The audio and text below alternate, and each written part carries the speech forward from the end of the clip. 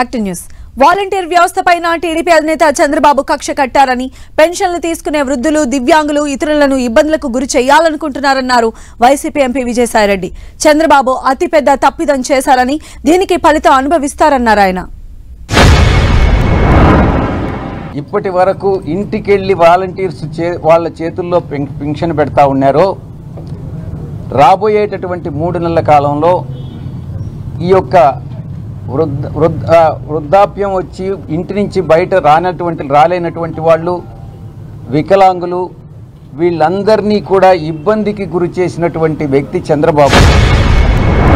ఉన్నటువంటి లక్షల మంది వాలంటీర్ కుటుంబాలన్నీ కూడా మొత్తం ఇంచుమించుగా మేము మొత్తం 2.66 నాకు గుర్తున్నంత వరకు లక్షల మంది ఈరోజు ఆయన్ని తెలుగుదేశం పార్టీ అధినాయకుడు చంద్రబాబు నాయుడిని శపిస్తా ఉన్నారు.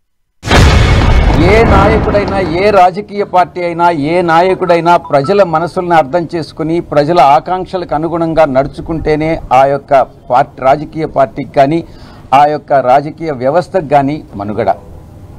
దానికి భిన్నంగా తన స్వార్థ ప్రయోజనాల కోసం ఈరోజు చంద్రబాబు నాయుడు తన పార్టీని, తనను అందరినీ కూడా తాకట్టు పెట్టుకొని ఈరోజు చాలా పెద్ద తప్పిదం అన్నటువంటిది చేయడం జరిగింది.